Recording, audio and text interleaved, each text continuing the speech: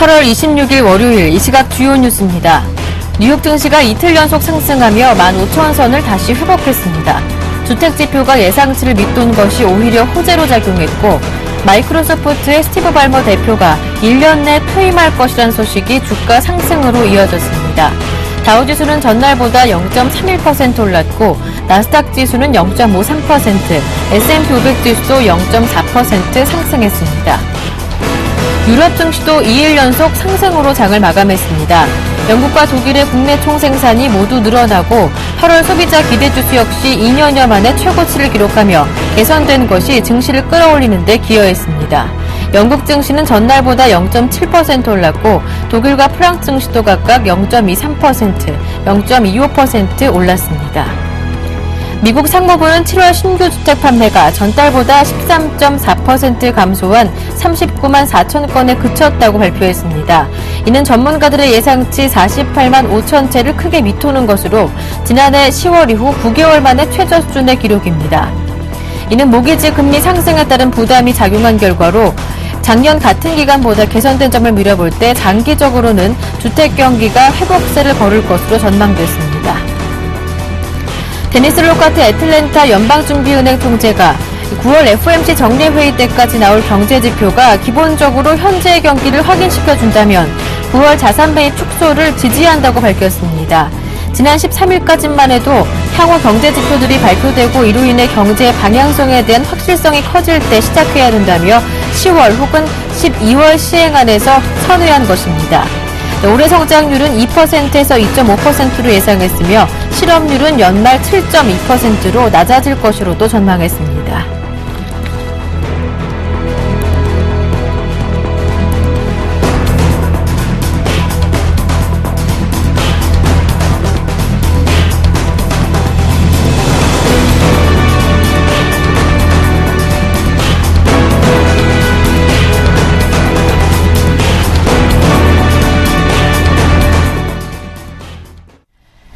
안녕하세요. 굿모닝 대박예감 김보람입니다. 지난주 금요일 미국 증시가 이틀째 올라서 마무리가 됐습니다. 주택지표가 부진하게 나왔는데 이 점이 양적완화 축소시킬 시기를 지연시켜주지 않을까 호재가 되는 모습이었습니다. 다우 증시가 15,000선을 회복했고요. 이를 포함한 3대 주수 모두가 상승으로 마무리됐습니다. 유럽 증시도 영국과 독일의 GDP가 좋은 성적을 내놓으면서 증시 상승으로 마무리가 됐는데요. 지난주에 이어서 이번 주에도 양적 완화 축소에 대한 이슈 그리고 신흥국 아시아 시장에 대한 경기 위기 우려가 지속될 것으로 보입니다. 다만 대다수의 전문가들은 이번 주에도 지난주 금요일에 나타난 반등이 이어질 수 있을 것이다 이렇게 내다보고 있는데요. 9월을 앞둔 마지막 한 주입니다. 증시는 어떻게 전망되고 있는지 살펴보면서 전략도 세워보겠습니다. 굿모닝 대박예감 2부 출발합니다. 지난주 테슬라 모터스가 6% 넘게 급등하면서 신고점을 경신한 데 이어서 국내 증시에서도 전기차 관련 업종들이 크게 올랐습니다. 내용 짚어보면서 앞으로의 흐름 전망하겠습니다. 오늘 장 이슈 점검해보면서 관심 종목까지 모두 챙겨보는 이상로의 모닝브리핑 함께하겠습니다. 샘플러스 이상로 전문위원님 모셨습니다. 안녕하세요. 네, 반갑습니다. 지난주 증시에서 테슬라 모터스 효과에 전기차주들도 반짝하는 모습이었는데 앞으로 얼마나 더 상세 흐름이 이어질 수 있을 것인지 그렇다면 전략은 어떻게 세워야 하는지 자세하게 들어보겠습니다. 네, 맞습니다. 일단 테슬라 모터스 자체가 상당히 크게 활약을 하면서 지금은 글로벌적으로 전기차라든지 2차 전지 분야가 다시 한 번 더 각광받고 있는 그런 분위기가 나타나고 있습니다.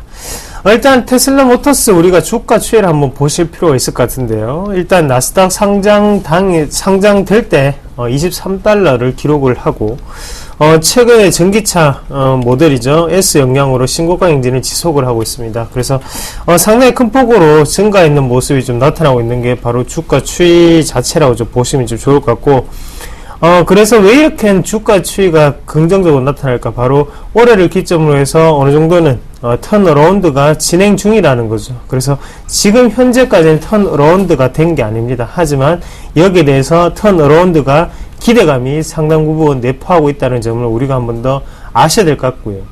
그러면 이렇게 기대감이 높게 나타나는 이유는 그만큼 신재생 에너지라든지 아니면 전기차 이슈에 대해서 전 세계적으로 목말라 있다는 거죠. 그래서 테슬라 모터스가 이렇게 활약을 함으로써 이제 현실화가 되고 여기에 대해서 꾸준히 보편성이 나타나겠구나라는 기대를 상당 부분 하고 있다고 그렇게 좀 보시는 게 좀 좋을 것 같아요. 그래서 지금 테슬라 모터스 같은 경우에 좀 특징적인 부분이 있는데 바로 R&D 비용이라고 하는 우리가 연구개발비입니다. 쉽게 말씀을 드리면 연구개발비로 연간 3억 달러를 소모를 하고 있거든요. 그만큼 꾸준히 연구개발을 하면서 어느 정도는 기술을 지금 집약적으로 발전시켰다는 거죠. 이런 부분을 우리가 한 번 더 눈여겨보실 필요가 있을 것 같고요. 그러면 과연 테슬라 모터스가 국내 증시에 국내에 어느 정도의 주식들에 어떻게 영향을 줄까? 직접적인 영향을 줄 수 있는 주식은 없습니다. 정확하게 좀 말씀을 드리면 테슬라 모터스가 2차전지 분야하고 같이 계약을 맺고 있는 업체는 일본 업체죠. 파나소닉이 계약을 맺고 있는 상태고요. 그래서 최근 들어 지금 삼성 SDI가 떠오르고 있는데 삼성 SDI 같은 경우에는 계약을 체결했는 게 아니고 어느 정도는 지금 파나소닉하고 계약을 맺고 있는데 일본의 지진이라든지 아니면 외부적인 변동성이 상당히 많이 나타나고 있죠. 거기에 대해서 차선책으로 좀 생각하고 거기에 지금은 계약을 할 것이다. 그런 소문도 조금 돌고 있는 것도 사실이다. 그렇게 좀 보시는 게 좀 좋을 것 같아요. 하지만 우리가 여기서 조금 더 중요하게 보셔야 되는 점은 대형주 중에 LG화학 그리고 지금 삼성 SDI 두 가지 종목군이 상당히 어느 정도는 이슈가 될 수 있는 종목군이겠죠. 하지만 두 가지 종목은 주가 추이가 다르게 나타나고 있다는 거죠. LG화학부터 한번 보시면 LG화학 주가 같은 경우에는 하단 자체에 조금 머물러 있고 아직까지 큰 상방 탄력이 나타나지 않고 있는 상태라고 좀 말씀을 드릴 수가 있겠고요. 그래서 주가 추이가 상당히 하단에 머물러 있습니다. 하지만 지금 삼성 SDI 같은 경우에는 어느 정도는 다시 한번 더 박스권을 돌파하고 난 다음에 추가적인 상승 기조가 조금 보이는 상태고요. 왜 이렇게 두 가지가 조금 달라지게 보일까? 그 이유는 바로 어떤 형으로 만들고 있느냐에 따라 조금씩 달라진다는 거죠. LG화학 같은 경우에는 기존의 캐시카울 역할을 했던 파우치형의 2차전지를 만들고 있는 상태고요. 그래서 현재 같은 경우에는 점유율이 높은 게 바로 파우치형입니다. 무슨 말이냐면 GM이라든지 포드 같은 자동차 회사들이 주로 전기차를 만들 때 거기에 대해서 전지 분야였을 때 파우치형을 좀 더 높게 평가를 했고 거기에 대해서 지금 시장에서는 거기에 대한 점유율이 상당히 높게 나타나고 있고요. 그러면 LG화학 같은 경우에는 미리 반영이 좀 됐을 확률이 상당히 높겠죠. 하지만 삼성 SDI 계획이 떠오르는 것은 캔형의 어느 정도 전지를 만든다는 거죠. 무슨 말이냐면 BMW라든지 최근에 이제 점유율이 높아지게 된 곳이 바로 이런 캔형에 대한 2차 전지를 만들고 있다고 보시면 좀 좋을 것 같아요. 그래서 이제부터 점유율이 높아지기 시작하는구나 이런 관점이기 때문에 지금은 삼성 SDI가 좀 더 높게 주가 추이가 나타나고 있는 상태다. 그렇게 좀 보시는 게 좀 좋을 것 같습니다.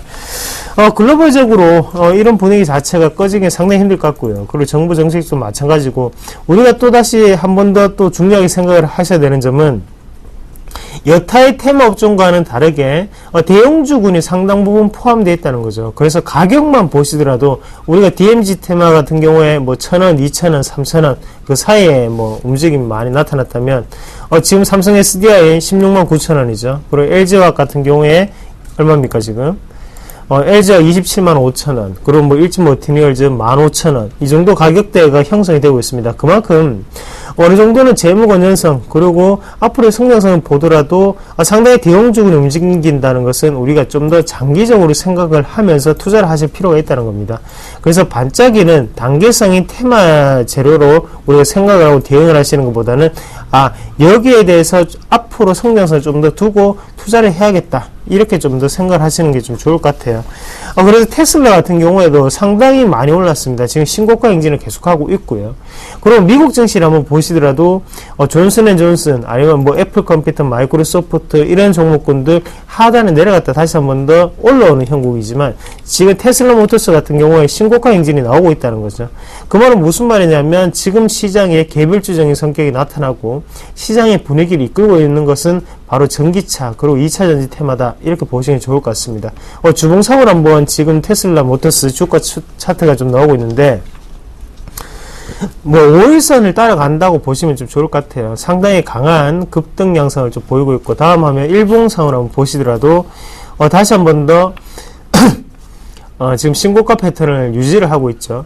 이런 경우로 봤을 때 우리가 좀 더 추가적인 상승 기조 유지가 될 수 있다. 그리고 애널리스트들의 보고서에 의하면 앞으로도 90% 이상 성장할 가능성이 농후하다, 이렇게 나오고 있습니다. 그만큼 어느 정도는 지금 계약이적인 성격이라고 좀 보시고, 이런 관점에서 본다면 우리나라 기업들은 좀 더 구체적인 도안을 좀 더 도출해내야 되고, 여기에 2차전지 분야에 대해서는 우리가 좀 더 장기적인 성장성을 두고 정말 이런 부분에 대해서 투자를 하시는 것도 괜찮지 않겠나, 그렇게 말씀을 드릴 수 있겠습니다. 네.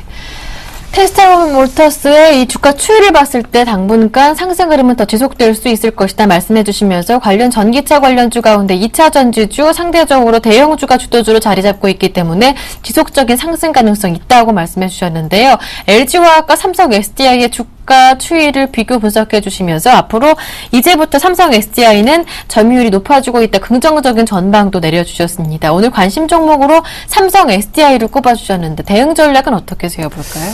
네, 방송에 나와서 삼성 SDI를 한 5번 얘기했는 것 같습니다. 예. 그리고 이제, 오늘이 마지막 얘기하는 날이 아니겠나, 이렇게 좀 말씀을 좀 드리겠고요. 그만큼 중요하다는 뜻이었겠죠.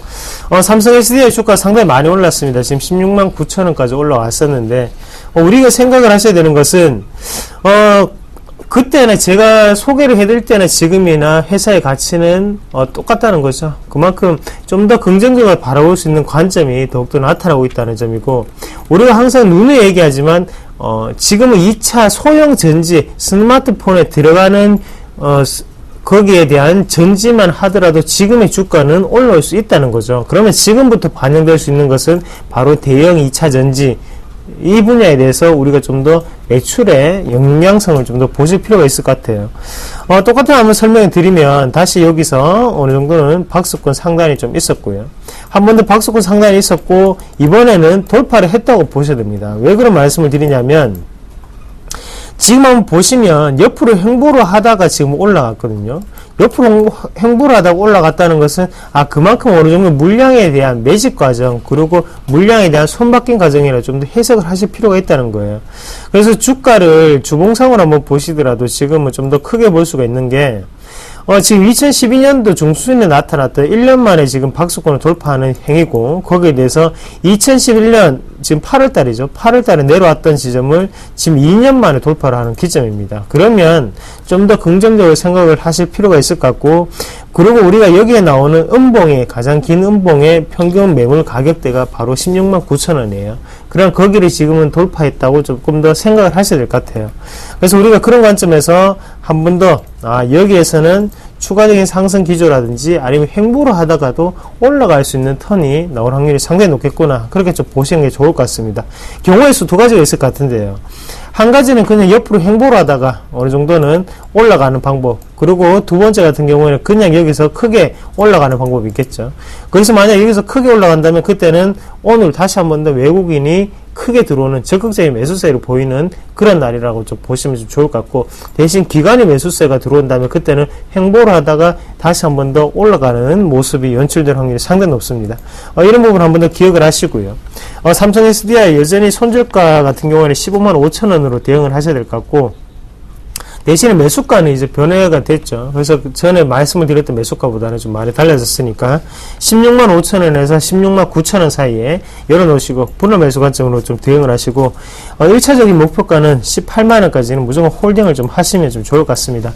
이만한 테마 재료가 또 없습니다. 이런 부분을 다시 한 번 더 기억을 하시고 삼성 SDI 추천드리겠습니다. 네.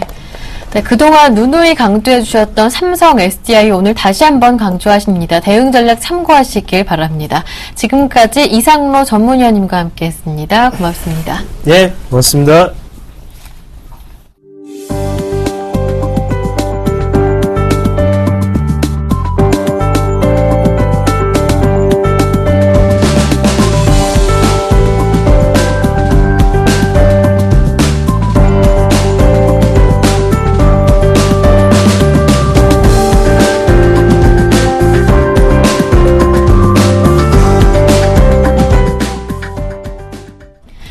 최병곤의 종목박스 시간 이어가겠습니다. 샘플러스 최병곤 전문위원님 모셨습니다. 안녕하세요. 네, 안녕하세요. 지난주 금요일장에서 풍력주가 모처럼 만에 웃는 모습이었습니다. 풍력시장 성장 기대감이 반영되는 모습이었는데요. 오늘 풍력 관련주 짚어주신다고요? 예, 그렇습니다. 일단 풍력 관련주는 지금 미국발하고 유럽발 네. 호재가 좀 있는 상태고요. 또 거기에 따라서 주가의 상승이 지금 해외 업체들도 상당히 좀 빠르게 나타나고 있습니다. 그리고 우리 증시도 지금 풍력 관련주들이 굉장히 오래 쉬었기 때문에 순환 형태로 매수가 좀 들어오는 부분도 있고요. 또 특히 이제 기관이나 외국인들 같은 경우에도 매수가 상당히 좀 강세를 띄워주고 있습니다. 그래서 추가적인 상승 흐름이 좀 예상되는 상태고, 또 국내 2차 전지 업체들 쪽에서 이제 ESS 설치 이런 부분들이 풍력과 연계돼서 그 ESS 장치를 설치한 업체들에 대해서는 풍력 발전을 하고 연결을 했을 때는 뭐 추가 발전량을 인정해 준다는 내용도 지금 나와 있습니다. 그렇기 때문에 이러한 부분들이 좀 긍정적으로 작용을 해서 당분간은 상승을 좀 이끌 수 있지 않나 이렇게 판단을 하고 있고요. 또 금요일 날 주가의 진행을 보면은 그 주로 이제 기관 투자자들이나 이런 쪽에서 매수가 좀 적게 들어오고 대신에 외국인 쪽에서 매수가 많이 들어왔는데, 하지만 기관 투자자들이 일부는 매수를 했습니다. 근데 그 종목군들이 대부분 보면은 그네들이 선호하는 중형 종목들, 기술주 위주로 매수가 많이 들어왔는데요. 그 중에 제일 많이 끼어있던 종목들이 풍력 관련주였습니다. 그래서 시장 악재가 지금 현재로서는 추가적으로 없을 경우에는 추가 매수가 좀 더 유입돼서 추가 반등 형태로 진행을 할 수 있지 않겠나라는 기대를 하고 있고요. 그렇지만 이제 아무래도 주가 자체의 흐름이 최근에 상당히 좀 약합니다. 전체 시장도 그렇고 종목들도 뭐 저항에 잘 부딪히는 상태이기 때문에 아무리 이렇게 분위기가 좋다고 하더라도 일단 무조건 추격 매수는 좀 자제를 해야 될 것입니다. 그래서 눌림목 줄 때 한 5일선이나 아니면 전고점 라인 정도 이렇게 그 지지 라인이 형성되는 그 가격대에서 공략을 하시는 게 가장 바람직한 대응이다. 이렇게 좀 말씀을 드리고 싶고요. 종목별로 좀 살펴보시면은요, 최근에 가장 좋은 진행을 보여주는 것이 역시 태웅이라고 할 수 있겠습니다. 태웅 같은 경우에 6월 달에 저점을 한번 찍고 그때서부터 다시 한번 상승세를 탔다가 8월 들어서 이제 시장 조정 때문에 잠깐 눌림목을 거쳤지만은 그 이후에 빠르게 회복을 하고 있습니다. 이 종목이 강한지 약한지를 구분할 때 가장 쉽게 평가를 할 수 있는 방법은 조정을 주는 구간에서 빠르게 회복을 얼마나 빨리 하는가 이 부분이 제일 중요한데요.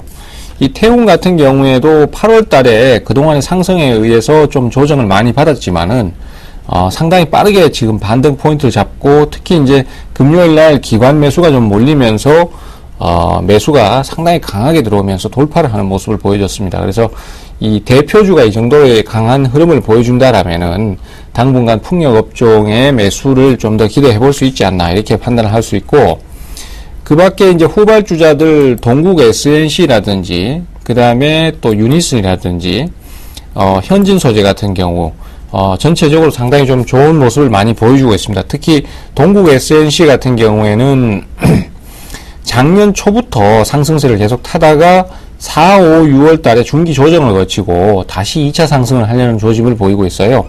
또 조정을 받는 그 구간 동안 지금 보시다시피 기관이나 외국인들 같은 경우에 일단은 추가적인 매도를 한다든지 물량을 줄여나가는 모습이 거의 없었습니다. 그렇기 때문에 중장기적으로 또 상승을 예상하고 있는 형태로 접근을 하고 있기 때문에 향후에는 지금은 태웅이 좀 강하지만 향후에는 동국 SNC도 충분히 좀 기대를 해볼 수 있는 모습이지 않나 이렇게 예상을 하고 있습니다.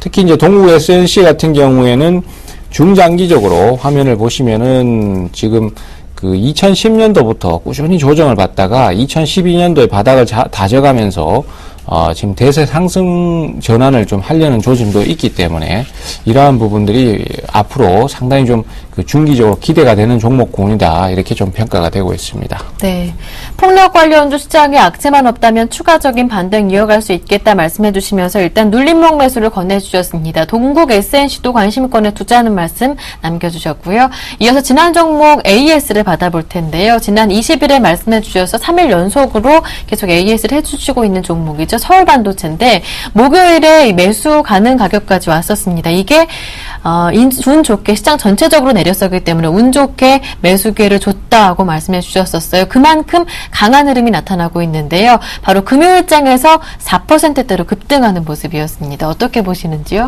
예, 일단 뭐 계속해서 연속적으로 AS를 해드리면서 말씀을 드리고 있는데 네. 중대형주에 대한 접근 방식의 전형적인 모습이다라고 볼 수 있겠습니다. 그래서 요 진행을 보시면서 중대형주는 어떻게 접근하면 좋겠다라는 것을 이해를 하시면 좋을 것 같아요. 역시 신고가 가는 종목이기 때문에 현재로서는 흐름이 상당히 강한 상태입니다. 그러다 보니까 시장의 조정에 크게 반응을 하지 않고 취약하지 않는 모습을 보여주고 있고요. 그럼에도 불구하고 시장이 아주 강하게 내릴 때는 좀 밀려나는 흐름이 나오게 되는데 그런 가격을 매수의 기회로 활용하시면은 벌써 수익이 나고 있지 않습니까?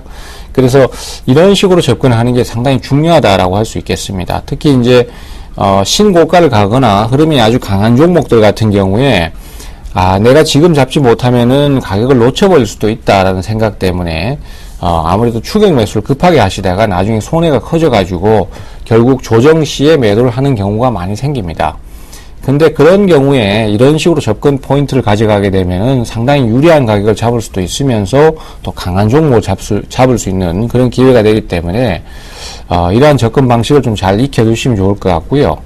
앞서도 말씀드렸지만은 강한 종목을 구분하는 방법은 조정을 받았을 때 얼마나 빨리 반전을 하고 얼마나 강하게 반전을 하느냐입니다. 근데 이 서울 반도체 같은 경우에는 하루 정도 조정을 받고 난 다음에 상당히 빠르게 회복을 해주면서 기관이나 외국인들의 매수가 빨리 복구가 되는 상황을 보여주기 때문에 당분간 조금 더 추가 상승이 있을 걸로 예상이 됩니다. 그래서 현재 목표가로 제시해드렸던 41,000원 그대로 보셔도 될 것 같고요.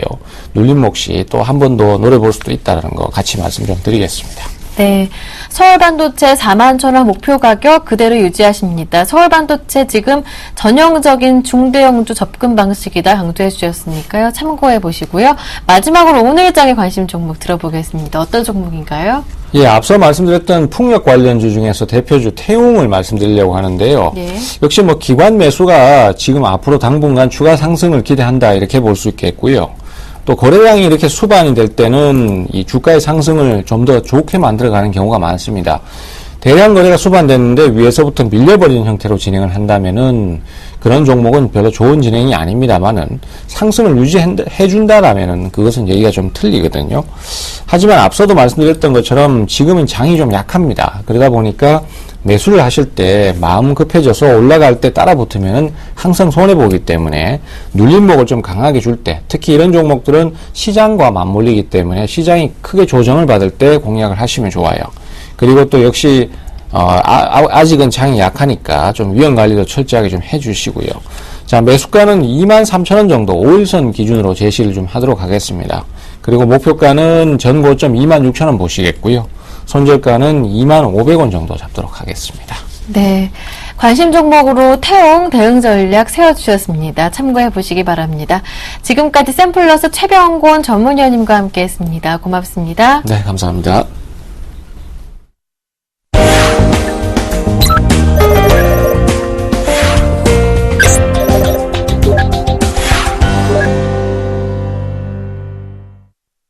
청송촌돔 신창원 대표의 증시 타파 시간 이어가겠습니다. 신창원 대표님 전화로 연결해 보겠습니다. 안녕하세요. 안녕하십니까 김보람 앵커님. 안녕하십니까 전국 시청자 여러분. 이제 선선한 가을이 다가오었습니다. 결실의 계절에 주식 계좌도 결실을 맞이하시기 바랍니다. 예, 감사합니다. 지난주 금요일장에서 코스피가 6거래일 만에 올라주는 모습을 보였습니다. 지수 선물도 외국인들의 매수 한 1% 정도 강세를 보였었는데요. 이번 주 이제 9월을 앞둔 마지막 주죠. 어떤 흐름 전망하시는지요? 글쎄요, 제가 여러분 아다시피 이제 5일 쉬다가 적극적으로 매수를 이제 제일 바닥에서 공격 매수를 했습니다. 해가면서 공격 매수를 하라. 그러면 이제 지수가 올라간다면은 시가총액 상위 종목이 올라가는데 여러분은 자꾸 시가총액 상위 종목을 안 사니까 이제 문제가 되는 그런 부분이 아닌가 이렇게 생각하고 있습니다.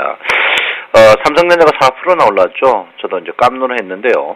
여러분이 이 삼성전자를 안 만지면 영원히 여러분들이 굉장히 힘들어진다는 것을 한 번 더 말씀드리겠습니다. 제가 이제 여러분에게 이제 지난주 수익을 말하다에 거기도 똑같은 이야기를 해놨습니다. 무슨 이야기를 해놨냐면, 우리가 증권방송을 보면 모든 전문가들 실적비 저평가 이런 있는 종목을 계속합니다. 그래서 지금 그 6개 증권방송이 모든 증권방송이 수익률 게임을 합니다. 전문가들이. 그 보면 모든 전문가들이 대다수가 실적비 저평가 종목을 삽니다. 근데 저는 이제 여러분 아시다시피 종목을 딱 삼성전자, 하이닉스 두 개 사가지고 한 달 반 동안 한 번도 매매를 안 했습니다. 그런데 이제 저는 수익이 지금 전 증권사 1등 나오고 있거든요. 이게 왜 그러냐면요.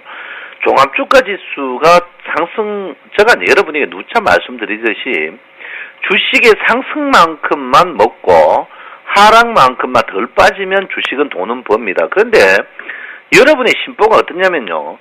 주가가 빠지든지 말든지 상한가 몇 개 가는 종목 찾아가려고 메뚜기처럼 뜹니다. 그래서 그 메뚜기처럼 뛰다 보니까 전문가들도 메뚜기처럼 자꾸 투자하는데 그런 메뚜기처럼이 6개 증권사 수익률 보면 여러분들이 다 아실 겁니다. 그래서 주식 성청 같은 데 확인해도 되거든요. 제가 뭐 1등 했다고 그런 게 아니고 여러분 누차 제가 말씀드리죠. 주식 매매 많이 하면 증권회사만 살려주고 매매를 많이 하지 말고 1등 주식 사십시오. 시가총액 거의 뭐 여러분 아시다시피 25%가 삼성전자인데 삼성전자 없는 장고장에서 어떻게 수익을 내려고 하는지 저는 아무래도 이해를 못하겠습니다. 그래서 여러분 일단 우리 세시증 여러분 제가 계속 이제 그 금요일날 삼성전자가 4% 수익이 나길래 너무 성질이 나가지고 제가 여러분한테 지금 이야기하는 거니까 오해하지 마시고 당황하지 마시고 삼성자는 자를 사는 습관이 없으면 절대 수익이 나지 않는다. 그리고 돈 없어 삼성전자 뭐 한 주 사세요. 뭐 가방만 타고 돈 많고 참고서만 타고 공부 잘합니까? 증권방송 뭐 화면 깨끗하다고 뭐 여러분 수익 많이 납니까? 그거는 절대 아니거든요. 그래서 냉정하게 좀 한번 볼 필요 있다 이렇게 볼 수 있습니다. 지금 주식은 뭐 여러분 보다시피 일단 뭐 301위평이죠. 301위평, 이제 1925까지는 뭐 열려있다, 이렇게 보셔야 될 것 같고요. 주식은 저는 뭐 오늘부터 이제 61위평하고 계속 이제 층층이 있습니다. 그래서, 주식은 뭐 가더라도 주춤주춤 가지 않을까, 이렇게 생각하는데 61위평이 오늘부터는 이제 서서히 이제 종칩니다. 종친다는 것은 이제 61위평이 마지막 깃발을 날리면서 이제 약해지는 그런 모양을 보인다, 이렇게 봅니다. 61위평이 약해지는 이런 부분은 보면요. 이런 부분이 주가의 반등의 국면입니다, 보통. 반등의 국민이다 이렇게 보기 때문에 너무 염려 안 하셔도 되는 그런 부분이 아닌가 이렇게 생각하는데 이 격도 자체가 아직까지 이제 100 이하에 있죠. 21위 격이 100 이하에 있기 때문에 장 자체가 탄력성은 아직까지 떨어질 겁니다만은 장은 추가적으로 상승의 여력이 충분히 있다 이렇게 볼 수 있겠습니다. 제가 여러분들한테 누차 이야기했죠. 이제 실자리는 시자. 주식이면 빠진다. 떼놓고 빠집니다. 팔아가 안 빠지면 뭐라 할 거 아니에요. 그래서 제가 여러분들한테 이제 5일 쉬었다가 이제 여러분들한테 적극적으로 매수하자 이렇게 했는데 또 매수를 안 해요. 안 하고 또 그저께 또 금요일날 뜨니까 전화 바래바래 옵니다. 지금 사도 됩니까? 지금 사도 되기는 뭐 됩니까? 지금 사 되겠어요? 이거 갑자기 6만원 뛰는데. 그래서 제가 볼 때는 주식을 남같이 양다리 걸치는 그런 주식 하지 마시고요. 뭐 때문에 뭐 빠졌다. 뭐 때문에 떴다. 뭐 그런 식으로 주식 여러분 백날 해봐야 그런 방송 백날 봐봐야 여러분들 도움 절대 안 되거든요. 그래서 제가 볼 때는 객관적으로 그렇습니다. 주식은 지금 상승 트렌드의 큰 눌림목이라 보시고 걱정 없이 그냥 단무지 정신을 보여줘야 된다 이렇게 볼 수 있습니다. 자, 일목균형표 붙으면 선행스팬1이죠. 선행스팬1에서 제재를 받고 있습니다. 일목균형표 아셔야 됩니다. 지금 일목균형표 시중에 일목균형표 하는데 전부 틀어놓고 설명을 못합니다. 왜 그렇습니까? 전부 책 몇 권 읽고 지금 설명하기가 힘들거든요. 그래서 일목균형표 공부하실 분들, 타방송 전문가들 29일, 31일 제가 밤 9시에서 12시까지 인터넷 강좌합니다. 깡통 사부부터 시작해가지고 종처리부터 해가 전부 그 일목균형표 정당하게 모아니까 29일 초급보다 차근차근 배워가지고 방송에서 좀 떠들었으면 좋겠습니다. 그래서 일목균형표 들으실 분들은 29일, 31일 밤 9시부터 12시까지 하니까 서울경제대 저한테 연락 주시면 들려드리겠다 이렇게 말씀드리겠고요. 일목균형표로 봐서 주식 자체가 선행스팬 1, 2에서 워낙 지지가 있습니다. 지지가 있기 때문에 제가 볼 땐 일단은 주가 자체가 전환선 기준선 선행스팬 2까지는 반등할 가능성이 충분히 있습니다. 그렇지만 지금 자리에서 주가 자체가 둔탁해요. 둔탁하다는 것은 기준선이 움직이지 않고 전환선도 크게 움직이지 않습니다. 그래서 주가 자체가 탄력이 굉장히 없다. 그렇지만 구름 안에 있기 때문에 주가의 급락급등은 지금부터는 나오지 않을 것이다. 이렇게 봅니다. 그래서 여러분 일목균형표를 꼭 알아야 된다. 이렇게 제가 분명히 말씀드리겠고 DMI 차트가 여러분 보다시피 마이너스 DMI가 굉장히 위쪽에 있습니다. 마이너스 DMI가 위쪽에 있던 주가가 상승하더라도 굉장히 무겁다고 볼 수 있기 때문에 지금 자리에서 여러분들이 신규 공급 공격적인 매수는 좀 자제할 필요가 있는 그런 부분이 아닌가 이렇게 생각을 하고 있습니다. 그래서 여러분 일목균형표의 변곡점이 아시죠? 아직까지 며칠 남았습니다. 변곡점이 여러분 보다시피 변곡점이 앞으로 한 열흘 정도 더 남은 그런 부분이거든요. 그래서 지금부터는 장 자체가 짧게 혹시 수익 나면은 짧게 잘 필요가 있다 이렇게 볼 수 있습니다. 그래서 지금 자리에서 여러분 테마주보다는 대형 우량주를 짧게 치시는 거. 여러분 테마주 한번 보십시오. 뭐 많이 오릅니까? 삼성전자 4% 올라요. 여러분 당황하셨죠? 이럴 때일수록 여러분이 냉정한 모양을 보이셔야 된다 이렇게 봅니다. 선물의 평균 가격은 245입니다. 245까지는 주가 자체가 일단은 가뿐하게 가지 않을까 이렇게 생각하고 있고요. 선물 보시면 지금 자세히 보시면 밑에서 치고 올라오거든요. 치고 올라오는 부분이고 항시 평균 가격을 아셔야 된다 이렇게 제가 분명히 말씀드리겠습니다. 최근에 이제 외국인이 옵션에서 박살나고 선물에서 지금 박살나고 있습니다. 기관들이 계속 짧게 잘 치고 있어요. 기관들이 짧게 친다는 것은 우리도 굉장히 짧게 치셔야 된다 이 말이거든요. 그래서 기관 동량을 꼭 보십시오. 기관 동량을 꼭 보셔야 된다 이렇게 보시고 옵션 하시는 분들은 이번 9월물 옵션은 분명히 종가에 사고 칩니다. 미결제 약정이 많기 때문에. 그래서 지금 현재 고객의 19주인데 이거는 믿을 거 없고요. 오늘 여러분 기관의 선물 동량 이 부분만 보시면 조금 되지 않을까 이렇게 저는 생각합니다. 그래서 지금 장 자체는 여러분 너무 대응하기 힘듭니다. 이럴 때일수록 메뚜기처럼 펄쩍펄쩍 뛴다고 해봐야 별로 안 되거든요. 여러분 수익을 주식 승천 보십시오. 메뚜기처럼 매일 뜨는 전문가들 수익률 꽂힙니다. 그러니까 여러분 이럴 때일수록 단무지 적정 지키시고 지난주 수익을 말하다 본 후에 오늘 장 대처하시기 바랍니다. 청성전담 신창원입니다. 앞으로 탄력성은 떨어질 수 있겠지만 추가적인 반등 흐름 여전하다 말씀해 주셨습니다. 오늘 기관의 선물 동향 지켜보시라 말씀해 주셨고요. 지금까지 신창원 대표님과 함께했습니다.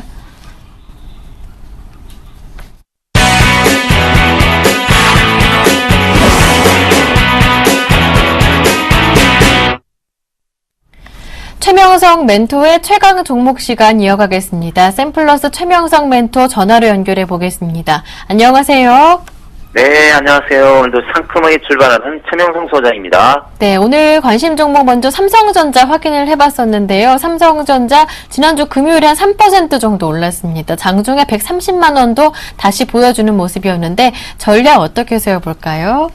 네, 오늘 관심주는 삼성전자입니다. 제가 한 4개월에서 5개월 만에 처음 추천한 것 같습니다. 한국을 대표하는 IT, 하드웨어, 휴대폰 및 관련 부품 회사입니다.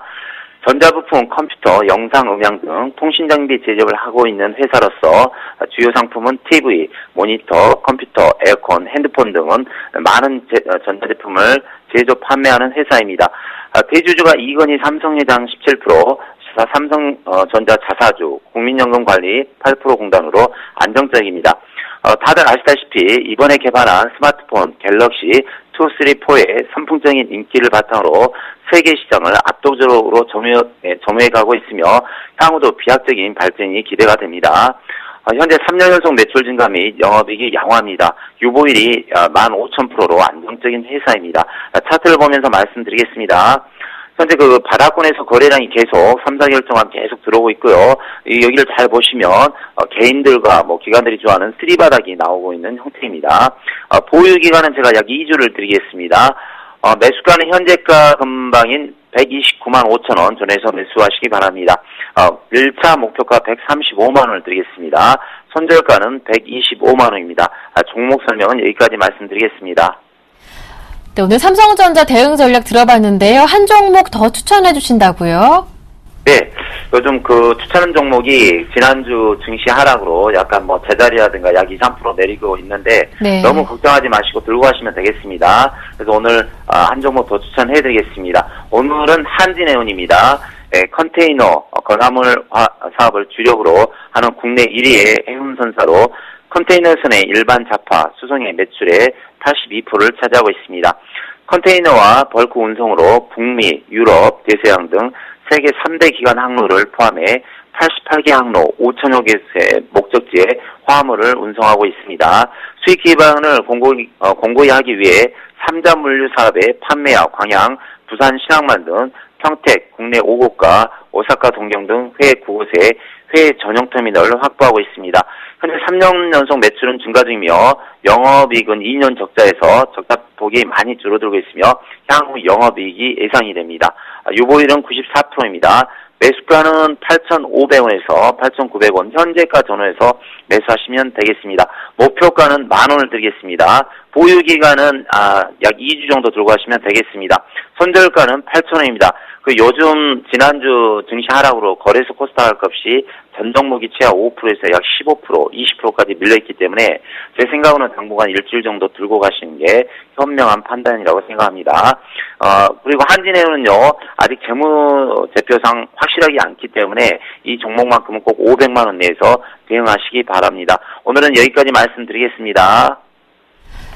네, 오늘 두 종목 대응 전략까지 모두 알아봤습니다. 지금까지 샘플러스 최명석 멘토와 함께했습니다. 말씀 잘 들었습니다. 고맙습니다. 네, 감사합니다.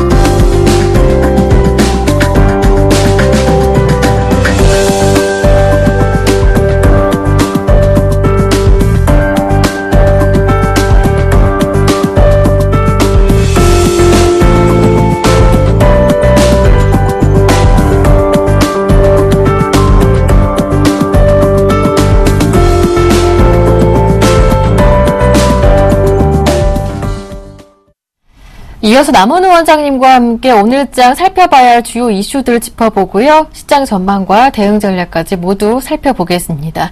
중앙증권연구원의 남은우 원장님 전화로 연결해 보겠습니다. 원장님 안녕하세요.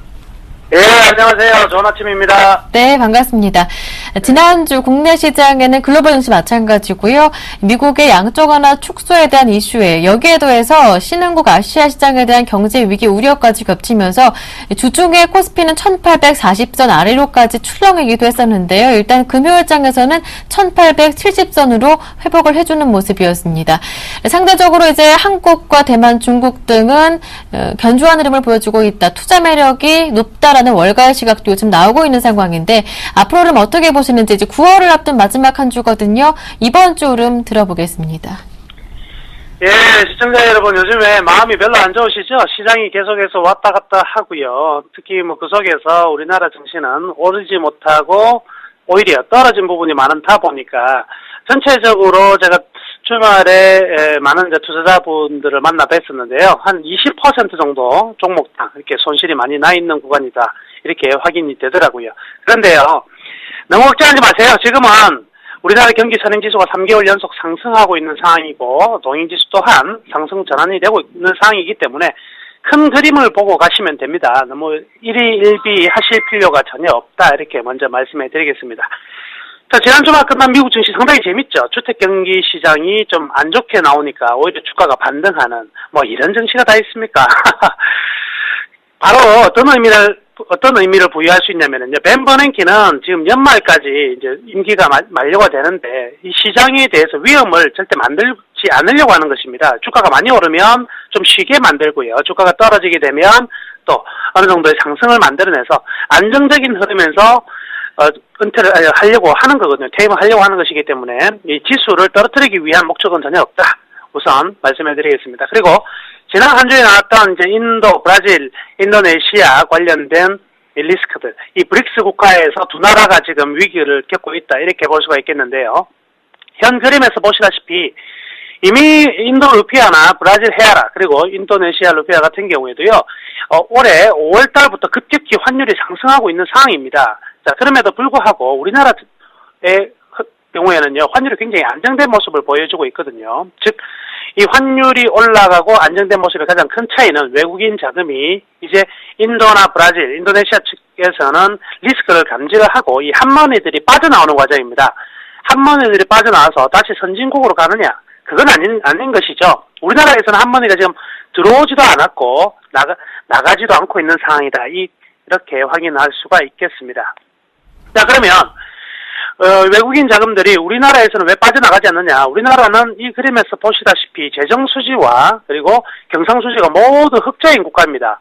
반면 말레이시아 정도만 되더라도 재정수지가 적자거든요. 반면 이제 인도네시아나 인도 같은 경우에는 재정수지, 경상수지가 모두 안 좋은 상황이라는 거죠. 그래서 외국인이 이 동남아시아 이머징 마켓에 새로운 리스크가 생겼다고 해서 전부 다 우리나라 또한 전부 다 매도로 나가는 것이 아니라 이 경상수지와 재정수지 같이 비교해보고 있다는 것입니다. 그렇기 때문에 우리나라는 훨씬 더 안전한 국가임에는 틀림이 없다. 이렇게 판단할 수가 있을 것이고요. 자, 미국의 동향을 좀 살펴보면은요, 지금 S&P 500 지수를 여러분들이 보고 계신데, 이 S&P 500 지수의 흐름을 보시면은 이 밴드를 그대로 유지해 나가고 있다는 거죠. 그래서 밴드의 상단과 하단, 그리고 이번에 또 다시 상단. 지수가 여기 이 밴드에서 튕겨져 나가면 분명히 그만큼의 어떤 하락세를 맞을 가능성이 많을 수밖에 없습니다. 그래서 바로 벤 버냉키의 양적 완화 조기 종료 발언이 언제부터 나왔느냐? 바로 이 시절부터 나왔거든요. 즉, S&P 500이 1700포인트에 근접하는 모습이 나왔을 때 여기서 추가적으로 튕겨나가지 못하기 위한 발언들이 나오면서 지금 따지고 보면 이 정도의 이 상단 박스권 안에서 어느 정도 유지를 하려고 하는 상황입니다. 그래서 미국 증시 또한 이 하단으로 내려갈 가능성보다는 이 상단을 유지해 가면서 상승할 가능성이 크다. 다만 미국에 투자되고 있는 외국인 자금들이 이러한 조기 양적 완화의 종료의 가능성을 좀 리스크를 가지고 자금이 좀 이탈되고 있는 상황이거든요. 그래서 선진국이 투자되는 자금 또한 미국에서 이탈되어서 유럽 쪽으로 좀 흘러가고 있는 이런 자금 동향은 우리가 조금 한번 관심 있게 봐야 될 부분인 것 같습니다. 자, 그리고 우리나라 코스피 지수는 이 밴드가 이번 주 여러분들이 잘 활용하셔야 될 밴드로 보여집니다. 그래서 제가 이 피보나치 되돌림과 그리고 추세선을 통해서 그림을 그려봤었는데요. 우리나라 지수는 1840을 깰 수는 없는 지수입니다. 이 추세 밴드의 하단이기 때문에 만약 이걸 깨게 된다면 1770포인트대까지 다시 밀릴 수밖에 없을 것이고요. 따라서 이 지점에서는 기관과 외국인 모두 좀 매수를 나서면서 장기적으로 시장은 저평가되어 있는 데에서 본질적인 가치를 회귀할 수밖에 없을 것이거든요. 그래서 이 부분에 대한 반등이 나오고 있습니다. 그렇지만 이 반등이 일정 부분 계속해서 어디까지 갈 것이냐에 대해서는 이번 주는요, 높게 잡지 마시고요. 1890 정도 잡자고요. 1890포인트를 1차 목표치로 선정을 하시고요. 대신 지지점은 역시 1860포인트. 이 정도를 지지점으로 생각을 하시면 되겠습니다. 그래서 이번 주 밴드는 밑으로는 1850에서 위로는 1890 정도, 이 정도를 설정하시면 크게 문제가 없을 것 같다, 이렇게 보여지고요. 물론 삼성전자가 134만원대까지 강력한 외국인들의 매수세의 힘으로 올라간다면 이 또한 1920까지도 볼 수가 있겠지만은요, 이번 주는 1920포인트 가기가 분명히 힘들다. 적어도 1890에서 추가적으로 슈팅이 나오더라도 1910포인트 정도를 상단 밴드로 설정하시면 되겠습니다. 자, 하여튼 이번 주가 우리나라가 상승할 수 있는 가장 큰 이유는요, 이 이머징 마켓에서 리스크가 좀 컸던 나라에서 한국으로 계속적으로 지금 자금이 유입되고 있다는 것입니다. 그래서 한 주간 지금 평균 4.2억 달러니까요, 약 5천억에 가까운 금액이 지난 한 주 동안에도 한국 쪽으로 유입이 되었거든요. 그래서 5천억에 가까운 자금이 들어왔다면 이 자금을 집행할 것이고요. 그 집행한다는 것은 곧 선물에서는 외국인들이 매도 얼마든지 좀 장난을 칠 수가 있겠지만은 주식 측면으로는 외국인들이 이번 주에도 분명히 강한 매수로 진입될 가능성이 크다. 그러니까 외국인들의 수급은 현재 굉장히 좀 기대해 볼 만한 수급이다, 이렇게 생각을 하셔도 되겠습니다. 자, 이번에는 코스닥입니다. 코스닥 전주 상당히 좀 급락을 했었는데요. 역시 마찬가지입니다. 코스닥 또한 이 지지점이 되었던 520포인트를 하루 만에 회복하는 모습이 나타났었거든요. 물론 이번 한 주는요, 코스닥보다는 거래소가 더 좋을 겁니다. 삼성전자가 확실한 반등이 좀 잘 나온 부분이 있기 때문에 이 시선이 코스닥에서 코스피로 넘어갔고, 또 이번 한 주에 코스닥의 리스크가 하나 있는데요. 자산 총액 2조 미만의 IFRS 적용한 2분기 실적 발표는, 반기 실적 발표는 이번 주까지 끝나거든요. 그죠? 그래서 이번 주에 코스닥의 대부분의 기업들이 마지막 실적 공시를 하는데, 이 기업들이 실적이 좋게 나올 종목들이 그렇게 많지가 않습니다. 그래서 실적이 좀 안 좋게 나올 경우 종목들이 한 단계 좀 다시 조정을 크게 받는 모습이 나올 수 있거든요. 그래서 여러분들이 지금 보유하고 있는 종목들이 만약에 이번 주에 실적이 굉장히 안 좋게 나온다면 당장 팔 필요는 없을지언정 반드시 팔아야 될 종목이면 틀림이 없다 이렇게 생각하십시오. 이번 반기 실적은 굉장히 중요하거든요. 그래서 이번 반기 실적 발표 후 실적이 아주 좋게 나타난 종목은 이제부터 매집이 시작될 것이고요. 반면 실적이 아주 안 좋게 나타난 종목은 이제부터 매도가 시작된다는 겁니다. 그래서 특히나 관심 있게 보셔야 될 부분들은 외국인과 기관이 많이 사서 올라갔던 이번 시가총액 상위 종목군들이 실적이 안 좋게 나오면 이제부터 매도 타이밍을 철저히 잡기 위해 노력을 하셔야 될 것이고요. 반면 외국인과 기관이 사지 않았던 종목이라 할지라도 실적이 이제부터 좋게 나타나는 종목은요, 이제부터 외국인과 기관이 들어올 수 있다는 것을 반드시 생각을 해 두셔야 될 것 같습니다. 그래서, 코스닥 기업은 이제부터 실적에 따라서 새로운 장이 열린다. 이렇게 보시면 되겠네요. 코스닥 밴드는 1차적으로 오늘, 도전할 수 있는 영역은요, 533포인트 정도가 되겠습니다. 그래서 이번에는 533포인트와 그리고, 하단봉으로 본다면 525포인트 정도를 박스권을 하는 이번 주 지수 때는 이 정도 보시면 될 것 같고요. 540포인트를 넘어서기는 쉽지는 않을 것 같습니다. 그래서 540포인트를 넘어서게 된다면 일정 부분 매도하는 것도 상당히 좀 좋은 투자다. 좋지 않겠나 이렇게 말씀해 드리겠습니다. 자, 이번에는요. 여러분들께 새로운 투자에 대안을 한번 설명해 드리고자 합니다. 자, 투자에 대한 어떤 것들이 있냐. 우리가 주식만 가지고 있는 것이 아니고요. 투자를 하면서 지금 최상의 투자는 어디서 나오고 있냐면 바로 코덱스라는 곳에서 나옵니다. ETF죠. ETF가 무엇이냐면요. 일단 ETF 여러분들이 지금 보고 계신 코덱스 레버리지 이것을 코드 번호 122630인데 이것을 바로 사실 분들이 별로 없을 거예요. 여기에 대한 상세한 내용들은 조금 증권사 직원을 통해서 또 제가 다음 주 또는 이번 주 기회가 된다면 좀 설명을 많이 해드리도록 하겠지만은요. 이 코덱스 레버리지를 현금과 코덱스 레버리지를 잘 활용하자 이렇게 말씀해드리겠습니다. 그래서 이 종목 삼성전자보다도 선물보다도 훨씬 더 안정적으로 수익을 낼 수 있는 아주 좋은 상품이거든요. 그래서 우리 같은 경우에 1,200원에 지금 매수가 들어가 있는 상황인데요. 이번 코덱스 레버리지 투자하시는 분들은 1,700원에서 800원 이렇게 단타를 짧게 쳐주면서 또 한 번 이 포트를 구성한다면 상당히 좋은 실적 낼 수 있을 것 같습니다.